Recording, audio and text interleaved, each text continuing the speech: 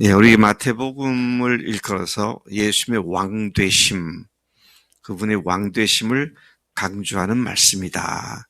그렇게 이야기를 하죠. 그래서 마태복음 13장을 일컬어서 천국장이다. 천국은 이런 것과 같다. 무려 7가지 비유를 들어 말씀하셨는데 그 후 오늘 22장까지 계속 천국 비유를 말씀하고 계십니다. 13장은 끝난 것이 아니라 제가 뒤로 가보니까 25장에도 천국에 관한 2가지 비유가 또 나옵니다.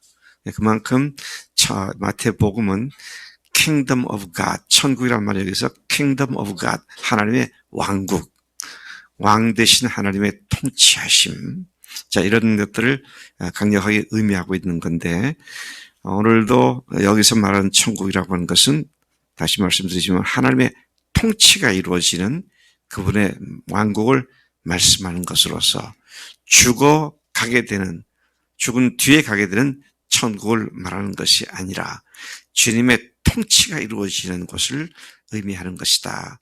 이 사실을 먼저 염두에 두고 이 말씀을 묵상하며 죽겠습니다. 이 비유는 21장 앞장에서 성전 청결 작업을 하시고 그리고 성전에서 각종 병든 자들을 고쳐주시고 또 사람들에게 하나님의 말씀을 가르치시는 것에 대하여 무슨 권위로 이런 일을 하냐고 시비를 걸어왔던 대제사장들과 백성의 장로들에게 답을 하시면서 하신 말씀입니다. 그 답을 하시면서 앞서 하신 말씀이 뭡니까? 예수님께서는 그들의 거짓되고 위선된 믿음을 들춰내시고 그들을 향하여 심한 아주 질책을 하시죠. 뭐라고 질책하셨어요? 이 세리만도 못하고 창녀만도 못한 놈들아. 이게 예수님이 하실 끝의 말을 다 하신 것 같아요. 이스라엘 최고의 존경받을 자리에 있는 그 사람들을 일컬어서 세리만도 못하고 창녀만도 못한 것들아. 이제 그렇게 강하게 질타를 하시는 그 연장선상에서 천국 비유로 오늘도 말씀하신 것입니다. 자, 2절에 보니까 천국은 마치 자기 아들을 위하여 혼인잔치를 베푼 어떤 임금과 같다. 천국은 임금과 같다가 아니라 어떤 임금이 했던 일과 같다. 그리고 거기에 사람들이 반응을 한 것과 같다. 이제 이런 내용을 말씀하고 있는 것이죠. 여기서 임금은 하나님을 의미하는 것이고 아들은 예수님 자신을 가르치는 것이 분명합니다. 예수는 자신의 사역, 곧 천국의 사역을 왕이 아들을 위해 베푸는 혼인잔치로 비유해서 말씀을 하신 것입니다. 죄인들이 죄를 용서받고 하나님과 화목하게 되는 메시아 왕국의 사랑과 기쁨을 혼인잔치와 결부시켜서 말씀하신 것이라는 말이죠. 왕이신 하나님께서 종들을 보내어 자기 아들의 혼인잔치에 사람들을 초청했는데 사람들이 오기를 싫어했고 다시 재차 다른 종들을 보내어 초청한 사람들에게 이렇게 말하죠. 4절에 내가 나의 소와 살진 짐승을 잡고 모든 것을 갖춘 옷찬을 준비했으니 혼인잔치에 와라. 그렇게 초대를 했다라고 말씀하십니다.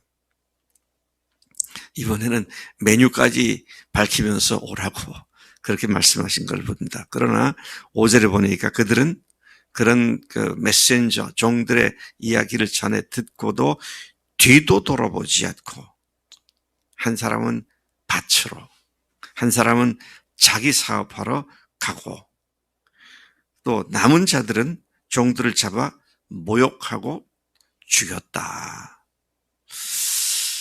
전혀 왕의 잔치에 관심이 없는 사람들의 상태를 이렇게 표현을 하신 것입니다. 그들의 큰 무례함은 그들의 교만과 무지 때문이었음이 분명하죠. 유대교의 지도층들은 침례 요한과 예수의 천국 선포를 받아들이지 않았었죠. 그래서 침례 요한을 죽게 만들었고 지금 예수님도 배척을 하고 있는 상태인데, 그 이유는, 가장 큰 이유는 그들이 기대한 메시아, 그들이 기대한 왕국은 자신들의 전통 위에 세워져야만 했고, 유대교라고는 전통 위에 세워져야만 했고, 또한 그리스도는 다윗의 뒤를 이은 강력한 군사력으로, 이스라엘 역사상 가장 강력한 군사력은 다윗 시대죠. 그런 군사력으로 세워져야 할 것인데, 또 그렇게 자기들과 함께 이스라엘의 독립을 선포하고 로마와 열방을 정복해 나가 천하의 왕국을 세워야 할 그런 자가 메시아인데, 예수는 오히려 자신들에게 회개하라고 대적하니 고려할 일말의 가치도 없었던 것으로 그들은 생각을 했었다는 것입니다. 자기들의 기대와 자기들의 기대대로 돼야만 이게 참 메시아다라고 생각했던 그들의 선입견과 그들의 자기중심적인 생각을 드러내고 있는 것입니다. 백성들도 자신들이 바라던 정치적인 해방과 풍요로운 삶을 가져다 줄 것 같지 않아 보이는 예수님을 보았을 때에 그들은 다 예수님을 버리게 되죠. 참 아이러니컬한 것은 예수님이 오병이어로 남자만 5,000명을 먹이고 12광주에 남았을 때, 넘치게 했을 때에 사람들이 예수님을 왕으로 옹립하려고 그랬잖아요. 근데 예수님께서는 그들이 나를 찾는 까닭은 먹고 배부른 까닭이다. 그리고 산으로 피해 가셨습니다. 자, 예수님은 그들이 어떤 입장에서 예수님을 바라보는지를 너무도 잘 알고 계셨죠. 그와 같은 오병이어에서 왕으로 옹립했던 그들, 그리고 불과 2, 3일 전에 바로 일요일 날 예루살렘 성에 입성할 때 그냥 겉옷을 카펫을 깔아서 카페팅을 하고 또 호산나 소리를 부르고 종려나무 가지를 갖다 길에다 깔고 흔들고 했던 그들이었는데, 호산나 주의 이름으로 오시는 이여 하면 했던 그들인데, 근데 예수님께서 잡히셨던 날 밤, 그리고 새벽에 그를 십자가에 못 박으라고 아우성을 치는 폭도로 변했던 그런 모습도 우리가 다시 한번 생각하지 않을 수가 없습니다. 내 생각대로 되지 않는 예수, 내 말 안 들어주는 예수, 그러면 죽여야 마땅하다. 이런 태도로 이스라엘 사람들이 당시에 갖고 있었던 것을 보게 되는 것이죠. 오늘도 마찬가지 아닙니까? 예수님을 믿고 천국 백성이 되어야 합니다. 천국 백성은 이렇게 사는 사람들입니다. 그딴 건 모르겠고 난 죽으면 천국 갈 확신이 있어 라고 하는 태도나, 그때 이스라엘 사람들의 태도나 전혀 다를 바가 없는 그런 모습을 우리가 보게 되는 것이죠. 자, 백성들도 그랬고요. 다 그렇게 했던 자들이 예수님을 나중에 버리게 되고, 심지어 12 제자들도 그런 위치에 있었던 것을 보게 되죠. 자, 7절, 이에 그 왕이 노하여 군대를 보내요. 그 살인자들을 진멸하고 그 동네를 불살랐다. 그리고는 8절에 종들에게 혼인잔치는 준비되었으나 청한 사람들은 합당하지 아니하니 내 거리 길에 가서 사람을 만나는 대로 혼인잔치에 청하여 오라. 그렇게 말씀을 합니다. 그래서 그 종들이 이렇게 나가서 악한 자, 선한 자, 이거 구분하지 않고 지나가는 자들 다 만나는 대로 모두 데려오기 때문에 왔으니까 혼인잔치에 손님이 가득했다. 손님이 가득했다. 11절, 그러나 임금이 손님들을 보러 들어왔을 때 거기서 예복을 입지 않은 어떤 사람을 보고는 12절, 친구야, 어찌하여 예복을 입지 않고 여기 들어왔느냐? 너는 왜 예복을 안 입었느냐? 그러자 그 예복을 입지 않은 자가 아무 말도 하지 못했다. 자, 그래서 13절, 그 임금은 사환들에게 그 손발을 묶어 바깥 어두운 데 내 던지라. 거기서 슬피 울며 이를 갈게 되리라고 말씀을 하셨습니다. 악한 자, 선한 자, 누구나 할 것 없이 다 데리고 들어왔는데, 그런데 그들은 그곳에 온 태도가 굿이나 보고 떡이나 먹자. 그런 태도였지, 그 임금이 잔치를 베푸는 그 이유와 그 잔치의 즐거움과 기쁨과는 아무 상관이 없는 그런 그들의 모습을 여기서 보게 되는 것이죠. 자, 그러면서 예수님께서 한탄조로 말씀하십니다. 청함을 받은 자는 많되 택함을 입은 자는 적으니라. 청함을 받은 사람은 많지만 택함을 받은 사람은 적다. 아무리 하나님의 은혜가 크다 할지라도요, 복음이 누구에게나 열려졌다 할지라도 그 복음을 듣고 그냥 응한다고 온다고 해서 다 구원받는 것이 아니다라는 것이죠. 참 이게 지금 22장의 얘기를 하고 있잖아요. 24장에 가서 보면 양과 염소, 가라지와 알곡 이런 비유가 또 나옵니다. 갈라내는, 골라내는 그런 작업에 대한 말씀이 또 나오게 되는데, 자, 예복을 입지 않은 사람들이 어떤 사람들인가 생각을 계속 우리 해봐야 됩니다. 지금 우리 예수를 믿고 구원받는 건 누구에게나 초청되어 있는 사실이죠. 여기는 전혀 예외가 없습니다. 누구든지 마찬가지죠.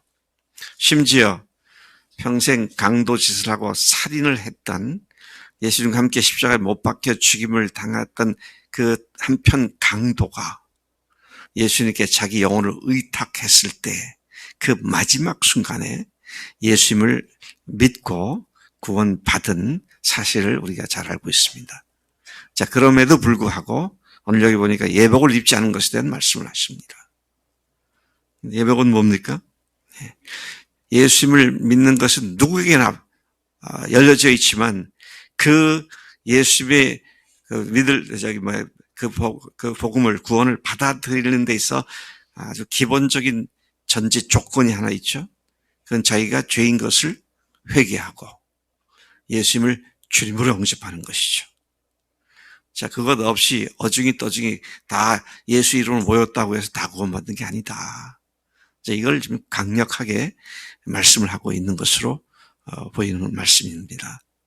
여러분, 우리가 회개 없이 예수님 구원 없고요, 예수님을 주님으로 모시지 않고는 천국이 보장되어 있지 않다. 그래서 우리가 예복을 입는 것, 예복을 입는 건 초청한 자를 존중하는 거죠. 제가 오늘 점심 초대를 받았어요. 그래서 오늘 점심 초대를 받을 때 아침에 교회 여기 있다가 그냥 이대로 나갈까. 근데 샤워도 안 했고, 아니다, 집에 들어가서 샤워도 하고, 그리고 좀 더 초청한 사람이 민망하지 않을 정도로 옷을 잘 입고 나가야겠다. 그건 기본적인 거죠. 근데 왕이 초청을 했잖아요. 그것도 왕이 자기 왕자를 결혼시킨 잔치에 초청을 했는데, 그러면 최소한 왕의 잔치에 참여를 한다고 하면 옷 정도는 갈아입고 가야 되겠죠. 대통령이 우리 임 집사님 한번 볼게요. 대통령이 당신은 5월 8일 날, 5월 8일은 어버이날이 아니고 9일 날, 뭐라 그러죠? 요즘 청와대가 아니고 그걸 뭐라 그러나? 네? 대통령실로 아침 11시까지 오세요. 내가 당신을 만날 일이 있습니다. 그러면 지금 그 잠버스텔로 가시겠어요? 그렇지 않죠. 미국의 대통령의 초청을 받고 가는데 그럴 수가 없죠. 아마 그렇게 가면 비서실에서 문전박대하고 말 것 같아. 이렇게 누군 뭐냐고. 대통령 나 초대해서 왔다고. 아니, 그 꼴로 왔느냐고. 이제 대통령께 말씀드렸어요. 취소시켜야겠다고. 그럴지도 모르겠어요. 근데 그만큼 만나는 자세나 태도가 중요한데, 하나님이신 예수님을 주인으로 모시는 어마어마한 일들을 우리가 그 초대를 받는데, 회개하고 주인 바꾼 예수님으로 모시는 이것이 얼마나 중요한 일인가라는 것을 다시 생각하게 되죠.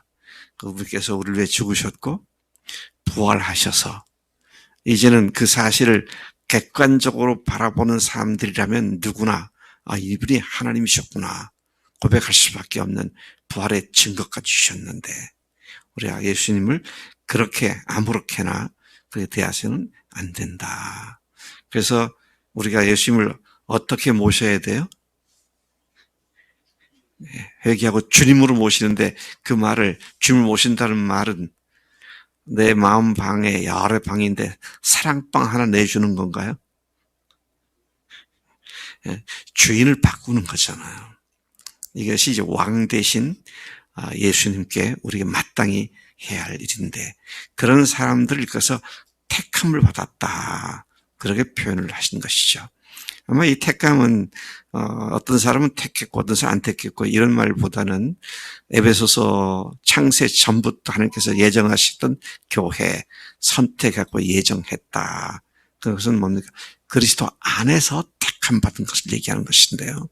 우리는 그걸 개인적인 숙명론으로만 자꾸만 해석하려고 그러는데, 교회가 택함 받았는데 그 속에 내가 함께 있는 그런 모습을 우리가 생각하는 것이 옳은 해석이다, 그렇게 말할 수 있습니다.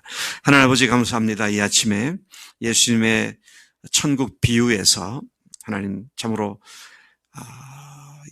예복을 입지 않고 아무 왕을 만날, 또 왕의 아들의 잔치를 축하할 마음이 없이 굿이나 보고 떡이나 먹겠다는 그런 자세로 들어온 초청 받은 자들의 모습을 주님께서 참으로 무서운 말씀으로 다시 구분하신 것을 저희들이 듣습니다. 주님, 저희들이 무슨 자격이 있고 무슨 받을 만한 가치가 있겠습니까?